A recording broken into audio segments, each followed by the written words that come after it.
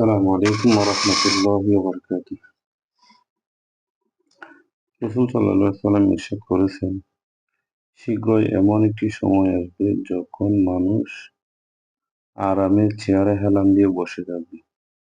তখন তাদের নিকট রাসূল সাল্লাল্লাহু আলাইহি ওয়াসাল্লামের বাণী অর্থাৎ হাদীস বর্ণনা করা হবে। তখন ওই ব্যক্তি বলবে যে, আমাদের সামনে আল্লাহ তাআলার কিতাব তথা কোরআন আছে। ওইখানে যা হালাল করা হয়েছে তাই হালাল হিসেবে মানব, যা হারাম করা হয়েছে হারাম হিসেবে মানব। তখন রাসূল সাল্লাল্লাহু আলাইহি ওয়াসাল্লাম বললেন, সাবধান, ওদের থেকে সতর্ক থাকবে। রাসূল সাল্লাল্লাহু আলাইহি ওয়াসাল্লাম বলতেছেন, নিশ্চয় আল্লাহর রাসূল যা হারাম করেছেন তা ওই বস্তুর নিয়ে যা আল্লাহ তাআলা হারাম করেছেন।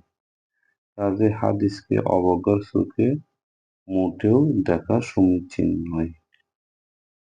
এই বিষয়টা আমাদেরকে খুব খেয়াল রাখতে হবে যে রাসূল সাল্লাল্লাহু আলাইহি ওয়াসাল্লামের হাদীস আমাদের জন্য মানতেই হবে। কারণ ওহী দুই প্রকার। ওয়াহী গয়রু ওয়াহী মাতলু, ওয়াহী গয়রু মাতলু। রাসূল সাল্লাল্লাহু আলাইহি ওয়াসাল্লাম কোনো নিজের থেকে কিছু বলেননি। যা বলেছেন সবই ওহী। ইন হুয়া ইল্লা ওয়াহয়ুন ইউহা। তাই আমাদেরকে এগুলো খেয়াল রাখতে হবে। আর আতিউল্লাহ ওয়ার রাসূল। রাসূল সাল্লাল্লাহু আলাইহি ওয়াসাল্লাম কোরআন থেকে কি এই দলিল দিয়েছে, রাসূল সাল্লাল্লাহু আলাইহি ওয়াসাল্লামকে কি আমাদেরকে অনুসরণ করতে হবে। তাইলে আমাদের এই বিষয়টি খেয়াল রাখতে হবে যে রাসূল সাল্লাল্লাহু আলাইহি ওয়াসাল্লাম কোরআন আনছে। রাসূল সাল্লাল্লাহু আলাইহি ওয়াসাল্লামের উপর কোরআন নাযিল হয়েছে। কোরআনকে আমাদের অনুসরণ করতে হবে, সাথে সাথে হাদিসকেও মেনে চলতে হবে। হাদিসকে বাদ দিয়ে শুধু কোরআন মানা যাবে না। কারণ কোরআনে অনেক বিষয় আছে শুধু ইশারা দিয়েছে। এটা বিস্তারিত ব্যাখ্যা রাসূল সাল্লাল্লাহু আলাইহি ওয়াসাল্লাম দিয়েছে। বিস্তারিত ব্যাখ্যা যদি আমরা না খুঁজি তাহলে আমাদের কি অনেক কিছু গ্যাপ থেকে যাবে। তাই আমরা চেষ্টা করব কোরআন মানার জন্য। আমাদের দেশে অনেক দল আছে যারা বলে যে আমাদের সামনে কোরআন আছে, কোরআনই তো সবকিছু।